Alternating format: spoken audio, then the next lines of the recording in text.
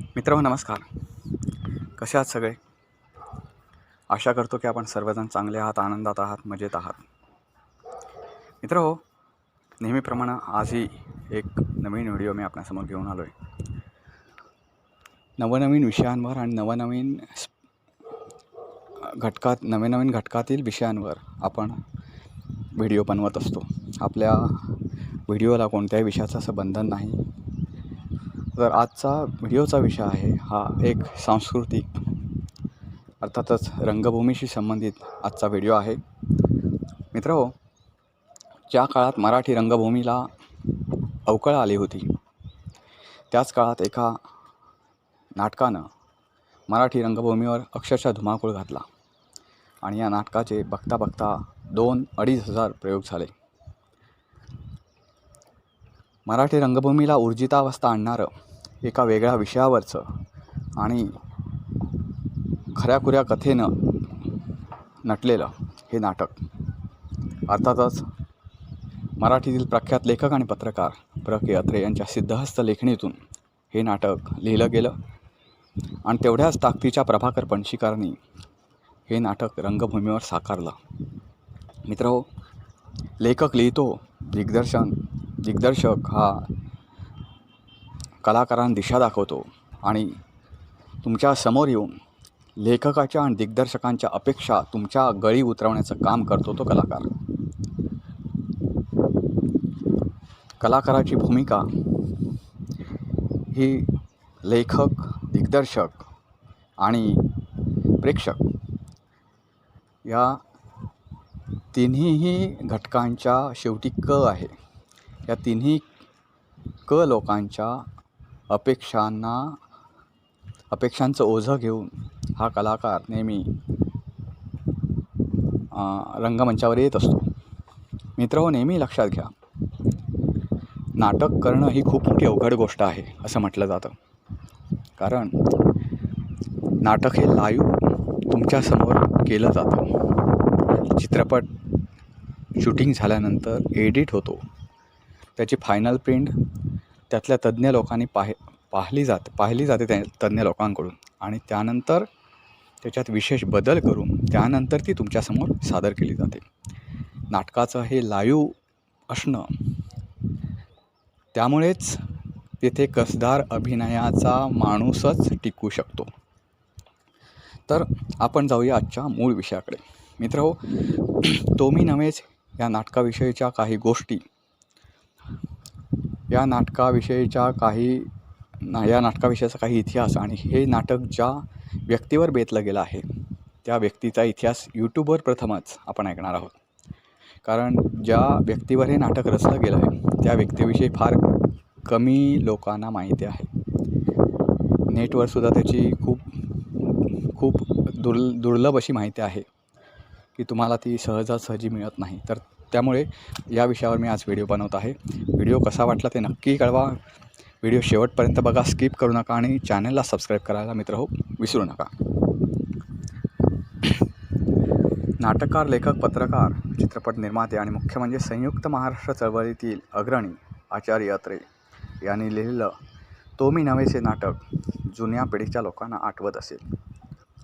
नव्या पिढीचे काही लोकही याला साक्षीदार असतील. प्रभाकर पणशीकर यांच्या अभिनयानं हे नाटक गाजलं होतं.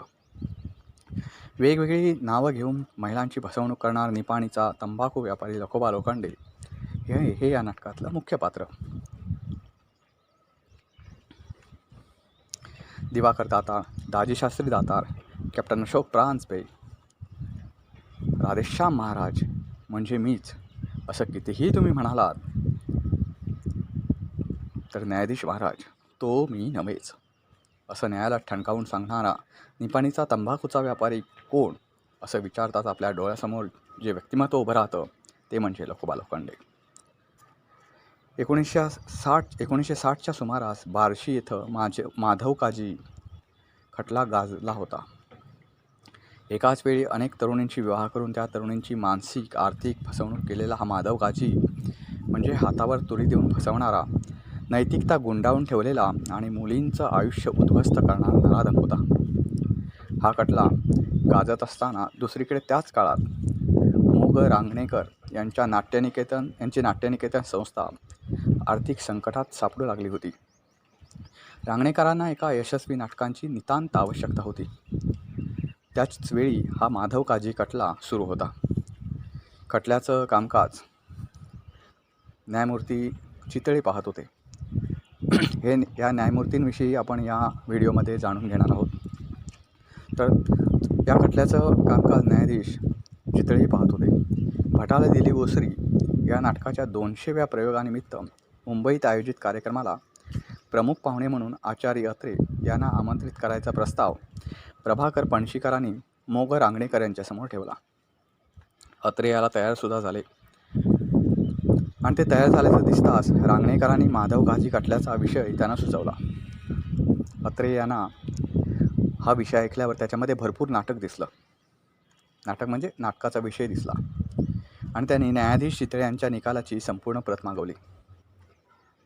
8 ऑक्टोबर 1962 या दिवशी हे नाटक रंगमंचावर आलं आणि एक इतिहास निर्माण झाला. तो मी नव्हेच या त्या नाटकात माधव काजी हे पात्र प्रभाकर पणशीकरांनी साकारलं आणि हे पात्र त्यांनी अक्षरशः अमर केलं.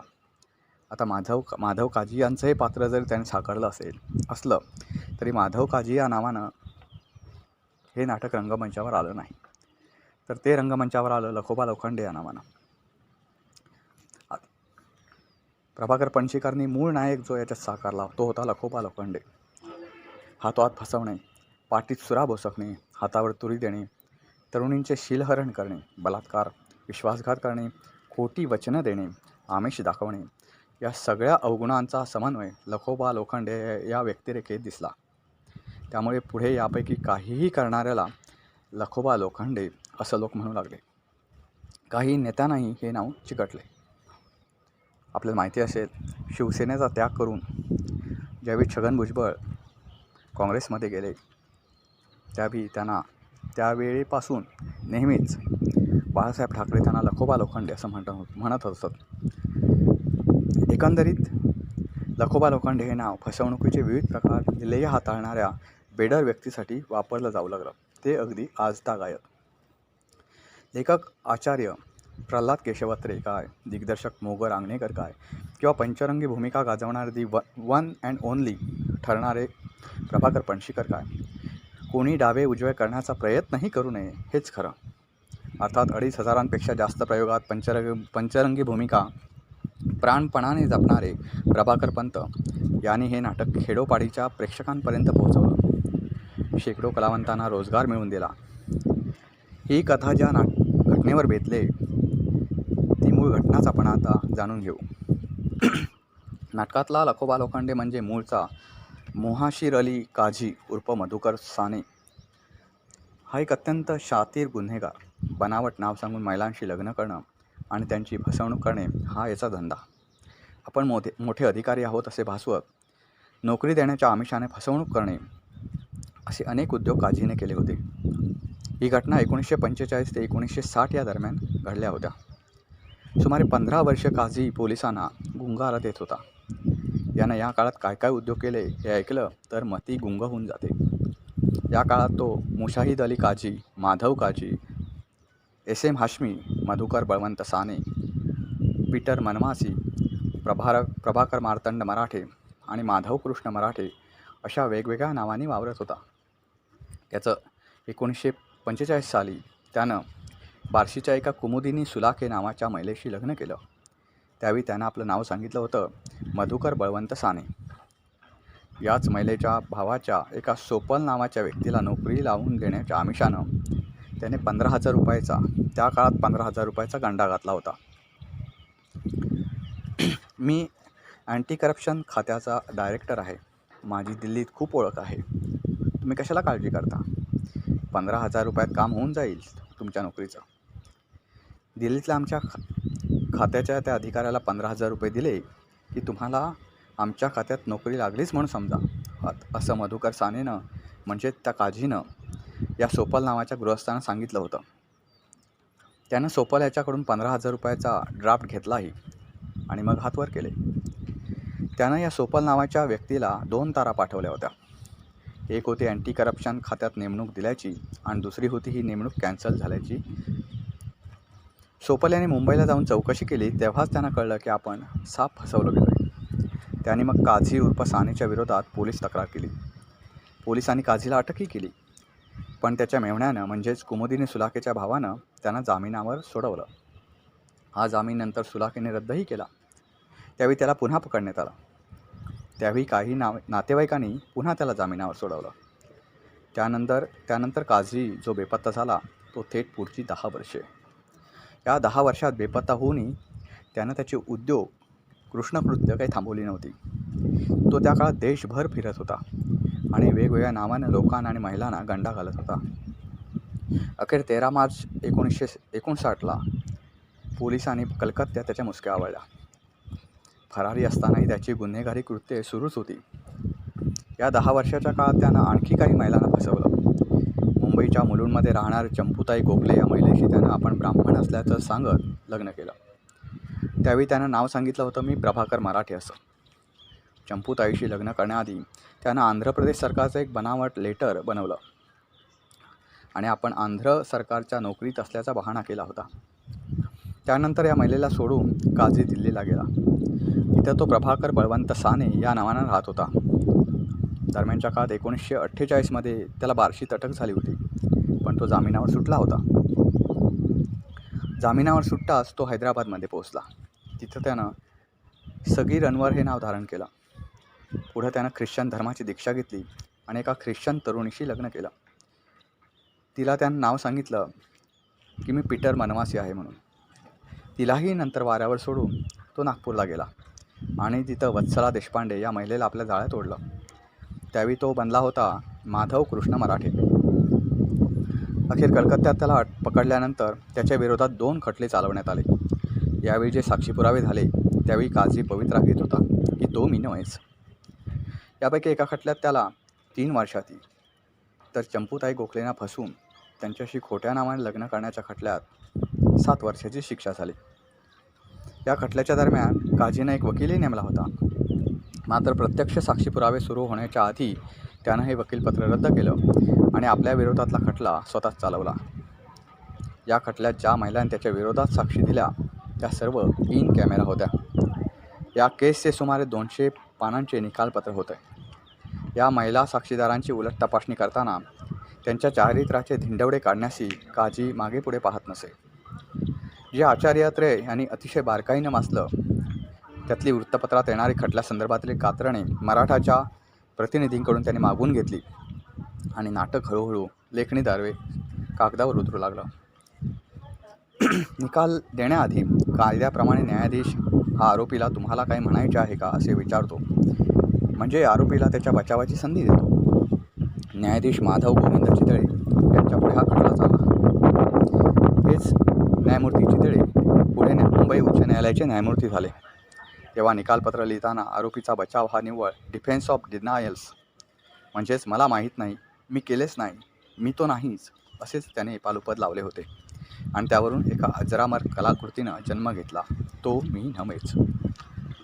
फसवणुकीच्या खटल्यात त्याला 1-2 नव्हे तर तब्बल 23 साक्षीदारांनी वेगवेगळ्या नावांनी ओळखले होते, पण त्या प्रत्येक वेळी काझी सांगत असायचा की तो मी नव्हेच.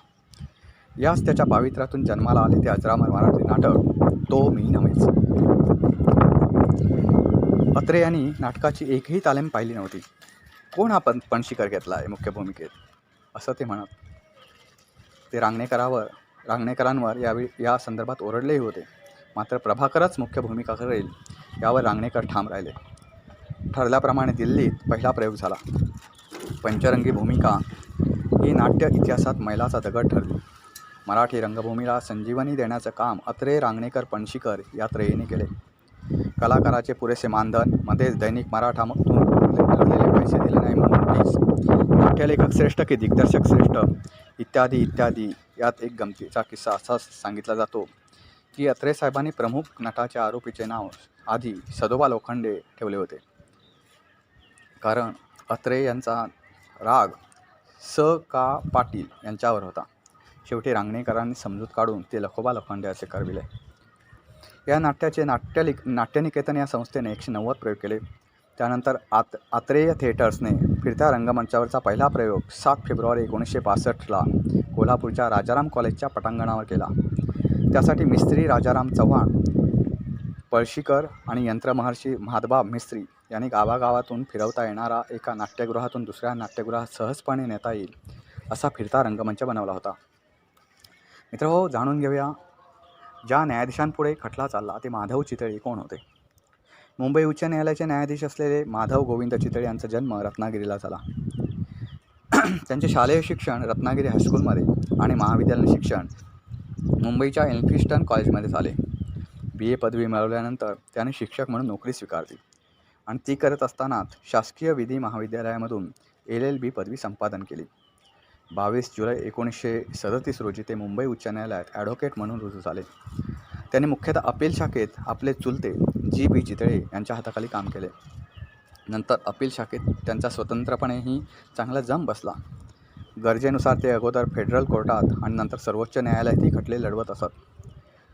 त्यांचे काम अतिशय काटेकोर असे. गरीब वशिलांकरता ते प्रसंगी पदरमोडही करत. 4 नोव्हेंबर 1954 रोजी मुंबई शहर दिवाणी आणि सत्र न्यायालयाचे न्यायाधीश म्हणून त्यांची नियुक्ती झाली. 21 जुलै 1960 रोजी ते त्या न्यायालयाचे मुख्य न्यायाधीश झाले. अनेक स्त्रियांना फसवून त्यांच्याशी लग्ने करणारा कुख्यात माधव काजी यांच्यावरील फौजदारी खटला चितळे यांच्यासमोरच चालला. त्यांनी काजीला दिलेली शिक्षा नंतर उच्च न्यायालयानेही कायम केली. 23 डिसेंबर 1960 रोजी मुंबई उच्च न्यायालयाचे अतिरिक्त न्यायाधीश म्हणून चितळे यांची नियुक्ती झाली. 4 ऑक्टोबर 1961 रोजी ते मुंबई उच्च न्यायालयाचे कायम न्यायाधीश झाले. 6 जानेवारी 1972 रोजी ते पदावरून निवृत्त झाले. उच्च न्यायालयात असताना त्यांनी दिलेले 2 महत्त्वाचे निर्णय विशेष उल्लेखनीय आहे. पहिला म्हणजे कॉरोनर मलकानी खटल्यातील निर्णय. यात त्यांनी आरोपीचे ध्वनिमुद्रित संभाषण पुरावा म्हणून ग्राह्य आहे असा निर्णय दिला आणि जो नंतर सर्वोच्च न्यायालयानेही कायम केला होता. आणि दुसरा होता भिवंडी निजामपूर नगरपालिका खटल्यातील निर्णय. त्यात न्यायमूर्ती चितळे यांनी गुड फेथ या संज्ञेचा अर्थ मॉरल अपराईटनेस असा लावला. उच्च न्यायालयातून निवृत्त झाल्यानंतर न्यायमूर्ती चितळे 4 वर्षे मुंबईच्या औद्योगिक न्यायाधिकरणाचे अध्यक्ष होते.